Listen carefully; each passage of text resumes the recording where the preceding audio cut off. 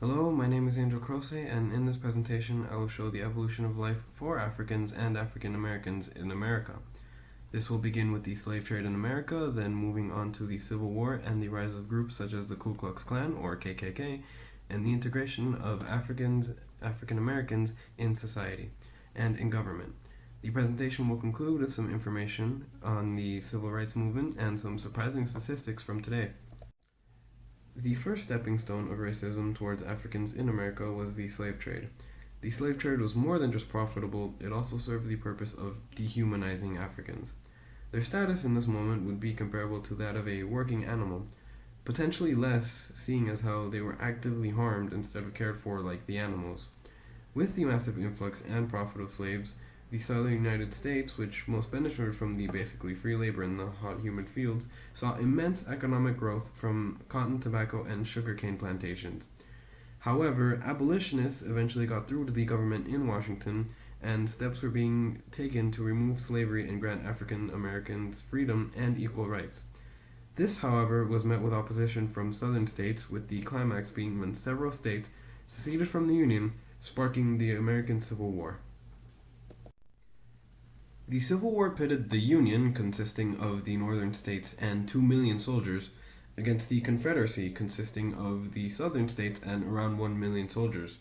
It is important to note that any African Americans who either were in the North or ran to the North from the South could enlist in the Union Army, which significantly bolstered their numbers, putting them at a great advantage.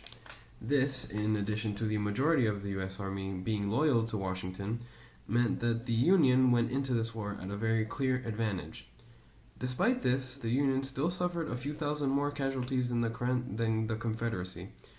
In the end, however, the Union still emerged victorious, resulting in the end of the war and the beginning of the Reconstruction era. The Reconstruction saw, despite being regarded generally as a failure, it saw the passing of the 13th, the 14th, and the 15th Amendment, which abolished slavery, granted U.S. citizenship to slaves that were born in the U.S., and granted voting rights to the slaves born in the U.S., each respectively. Now, it's important to note that despite having been free, the sort of the racist sentiments of the people of the South weren't dealt with so easily. Now, this is what led to a lot of black communities being established in the U.S. South. And what I mean by this is the plantation workers, with all their knowledge, having forcibly worked at plantations, set off to build their own communities and basically make their own profit without having the fear of, without fearing plantation owners or the anti-Semitic crowds of. Because these ideals were still present, as a consequence, organizations like the Ku Klux Klan, which aimed to deprive African Americans of any and all rights, were created. The Ku Klux Klan, or KKK, was created shortly after the close of the Civil War by the ex-Confederate General Nathan Bedford Forrest. Despite the Union armies occupying the South, the KKK stood firmly in place, practicing acts of terror against the African American population. This includes, but is not limited to, terrorizing African Americans who would run for office, discouraging African Americans that would attempt to vote for pro-African American politicians in the South, and in the picture that you can currently see, public lynchings and just general malpractice against African American populations.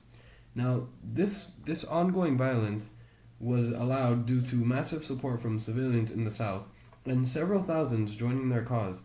However, for a time, Klan activity was kept to a minimum, and around 70 years went by with some true progress towards equality.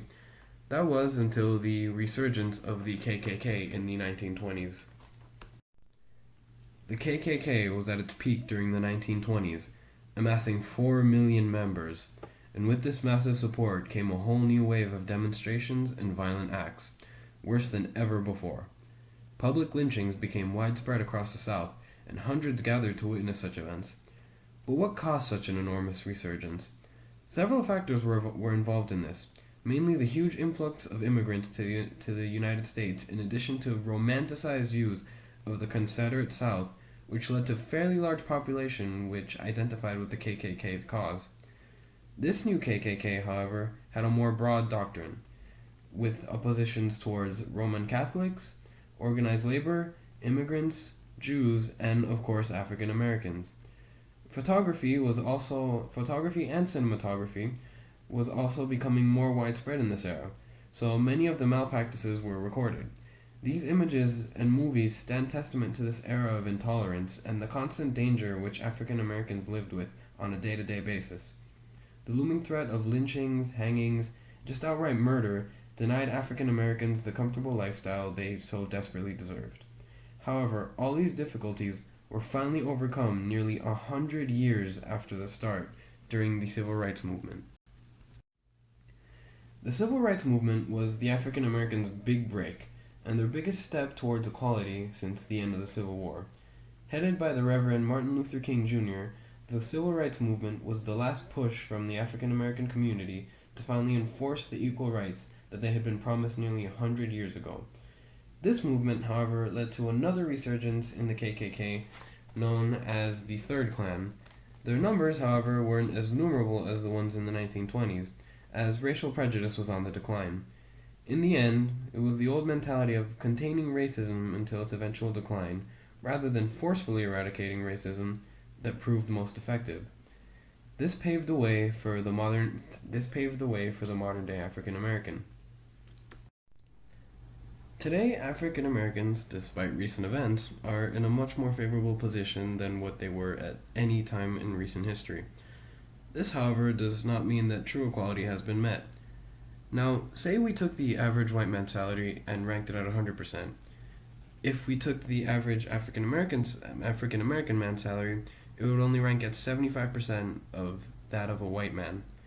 Now, what's also interesting to note is that the average salary for African American women is at 81% of that 100%, and the average salary for white women is only at 71% of the average white man.